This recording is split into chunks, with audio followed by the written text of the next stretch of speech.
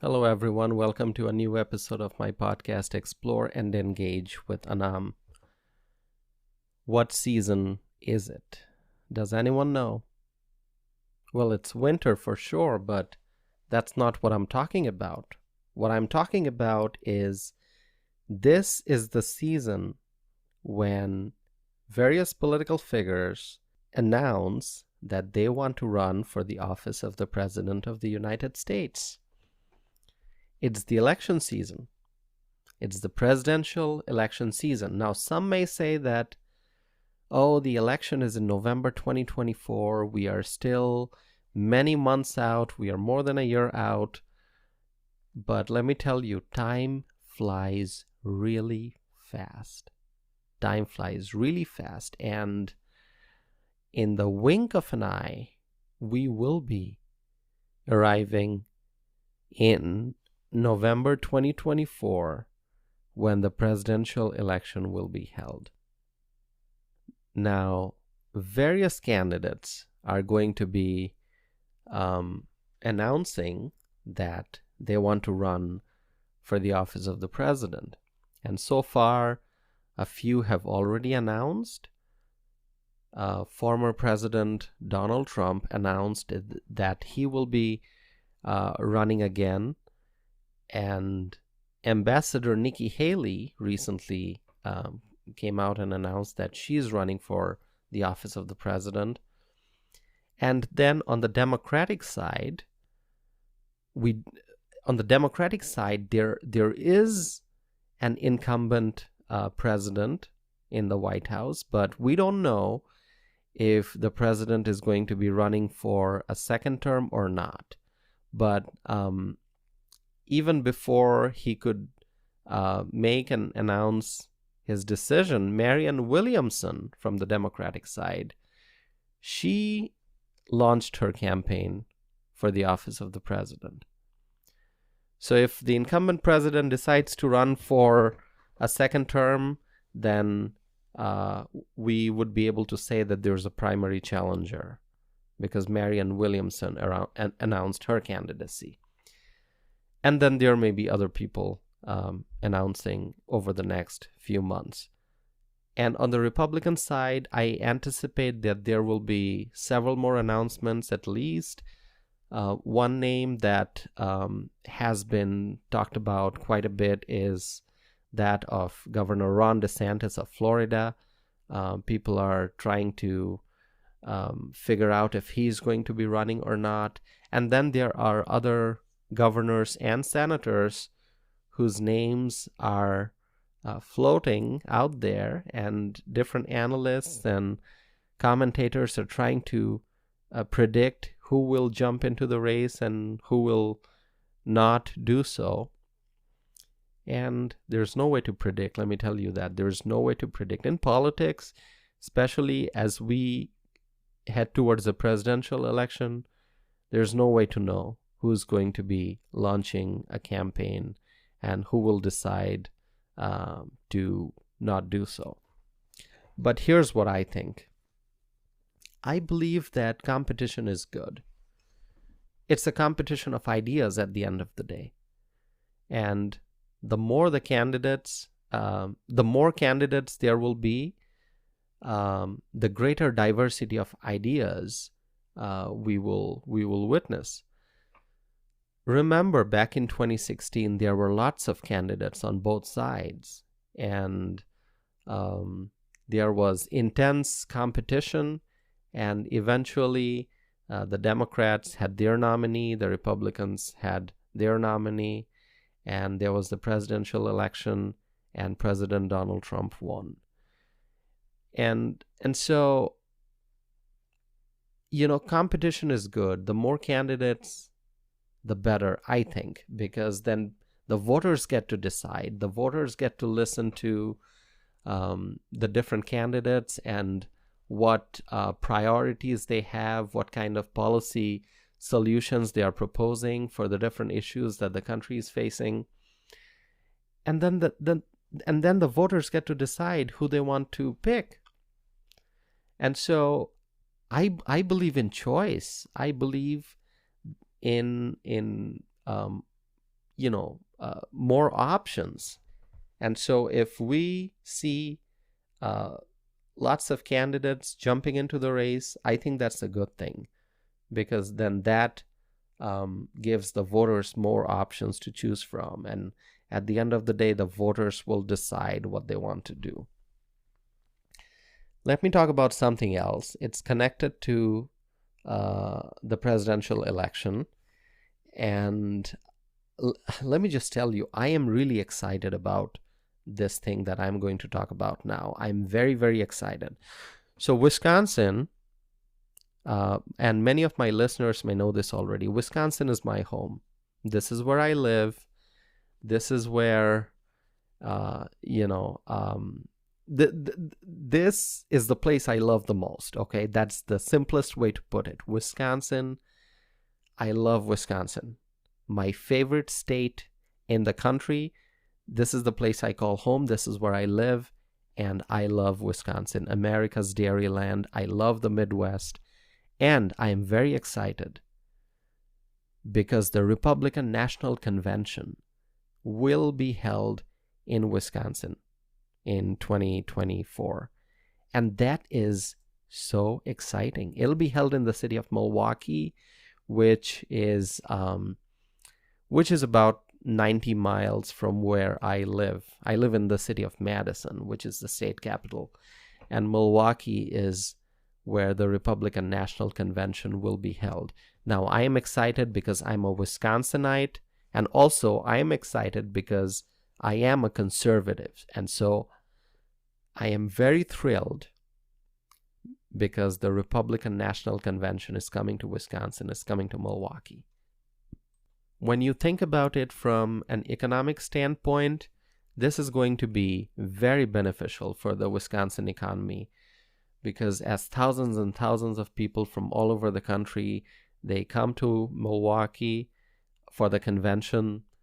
They'll be staying at hotels here. They'll be eating at Wisconsin restaurants. They'll be going to Wisconsin bars. And then also any kind of spending, shopping and whatnot, will bring a lot of revenue for the state of Wisconsin.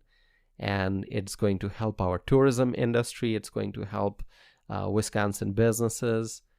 And I'm just excited for the economic impact that the Republican National Convention will have on the Wisconsin economy.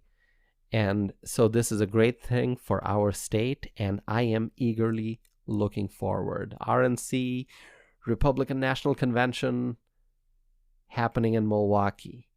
So looking forward to 2024 very much. I am excited. You can tell by my voice. Okay, let me move on to what I wish to discuss next.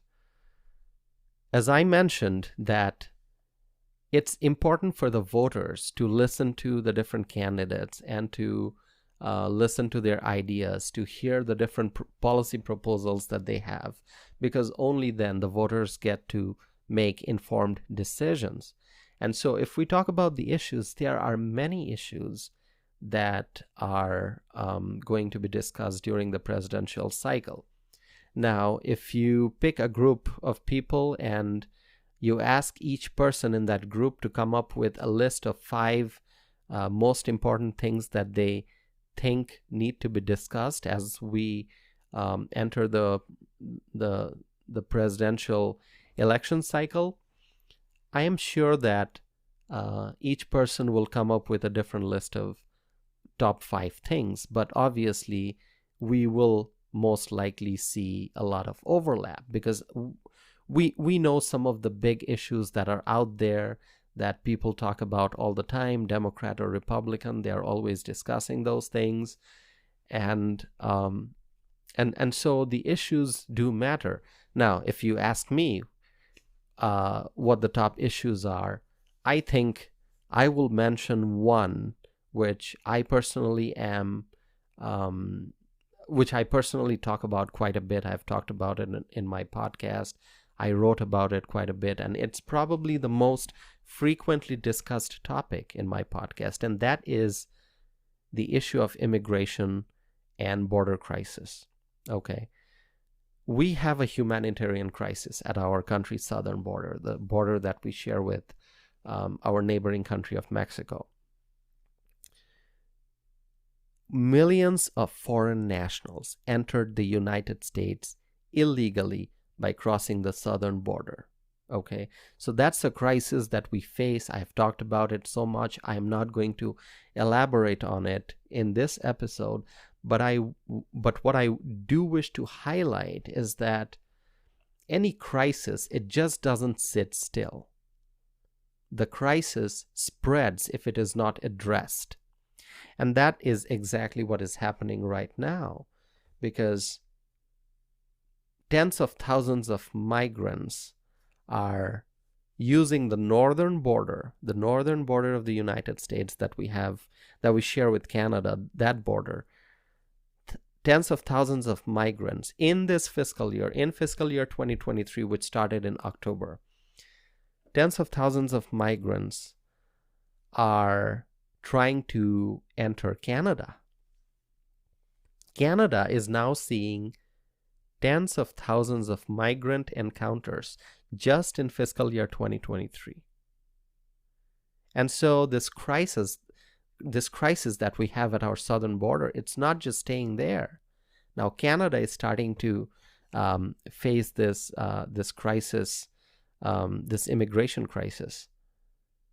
And so, I think what I wish to say is something that I've said many times previously, and that is we need to secure the southern border. I've been saying it for a very long time, that we need to secure the southern border. I don't know when this discussion will end. This crisis is an ongoing crisis. And I remember when President Trump was in office, a lot of progress was made to secure the border. A lot of progress was made to stop illegal immigration. But then this new administration came to power and things just changed completely. And since this administration started back in 2021, from 2021 up until now, millions of foreign nationals entered the United States illegally through the southern border. Why? Because our border is not secure. And so that should be a very, very high priority. And I know that this is going to be a major issue that will be discussed as we approach November 2024. Here's what I'll say, something that I've said before, and I'll say it again.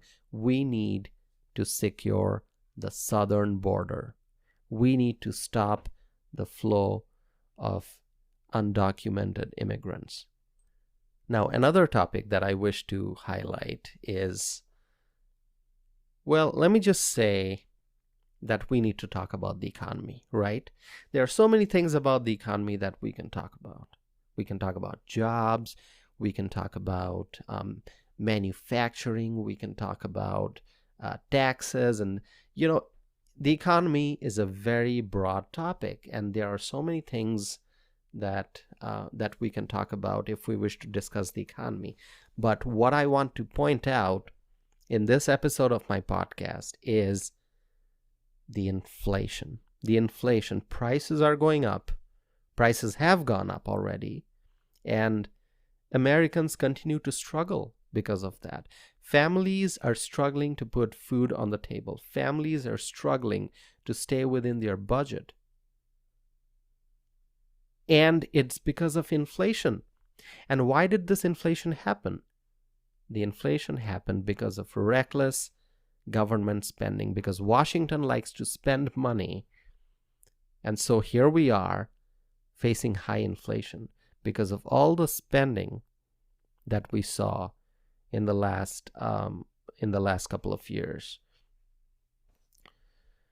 Now, I was looking at some data. I know that the economy is pretty heated right now. I think we all understand that.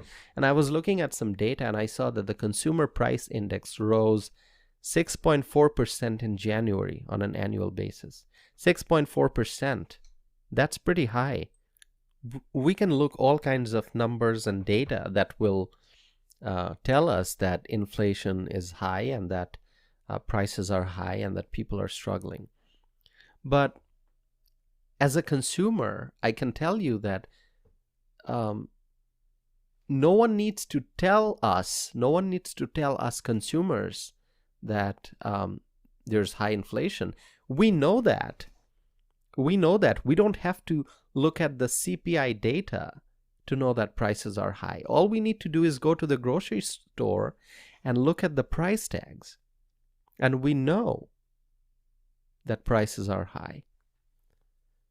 Gas prices, we can probably talk about gas prices for a really long time. I mean, gas prices went up so much and it doesn't seem to be coming down. Here in Madison, Wisconsin, I am paying more than $3 per gallon for gas. Think about the American families who are struggling every time they have to fill up their gas tank and they go to the gas station. They are paying such steep price to fill up the gas tank. And think about the impact that it has on an American family's budget at the end of the month. It is heartbreaking, truly. It is truly heartbreaking when families have to spend hundreds and hundreds of dollars extra every month because of inflation. So we talked about gas prices, and so that brings me to the next topic, which is connected, which is, energy. Energy. We need power. We need energy. We need affordable energy. We need energy in our homes, in our places of work, in schools and colleges and factories and plants. We need affordable energy every single day in our life. And what's happening in California, that is something I want to discuss. In California, according to a news report that I saw, some experts are saying that California's power grid may actually collapse. Can you imagine that? California's power grid may not be able to keep up with the demand. And why would that be? Here's what's going on in California. In California, politicians are trying to make drastic changes. They are trying to make drastic move away from fossil fuels and towards renewables. And if you ask me, let me tell you folks, fossil fuels are reliable. We need fossil fuels. America needs fossil fuels. But that doesn't mean that technological innovation will stop. I might have mentioned this in a previous episode. I think vehicles, cars, automobiles are becoming increasingly energy efficient. Even the ones that are powered by gas are becoming very efficient. And so if you go back 20 years ago, and compare the cars back then with the cars today, and I'm not talking about hybrid vehicles or electric vehicles, I'm talking about just gas-powered. I think the gas-powered vehicles today are far more efficient than gas-powered vehicles 10, 20 years ago because of technological advancement. And obviously now we have a range of options. There are hybrid vehicles, there are electric vehicles, and I am not against one or the other. But what I want is for consumers to have a choice. If somebody wants to buy an electric vehicle, that person can buy an electric vehicle. If somebody wants to buy a gas-powered vehicle, that consumer should be free to do so. I drove a hybrid vehicle and I loved it. And now I have gas vehicles. And, consumers should be able to decide. But in California, politicians, and I saw this in the news, politicians in California,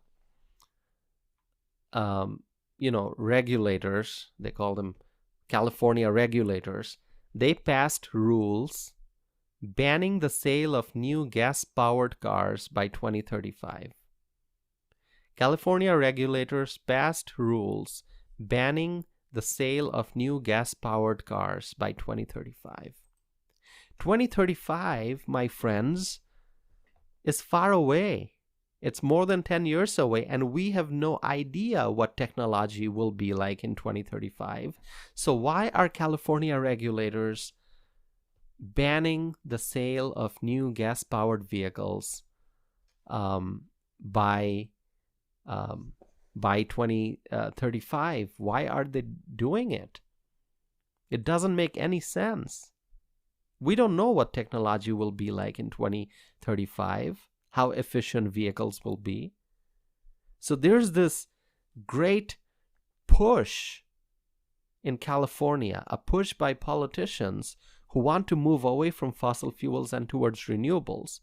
And they want to do it drastically, and that is going to be very detrimental for the California economy.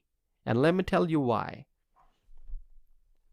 Fossil fuels are reliable, and if California moves away from fossil fuels and towards renewables in a drastic fashion, then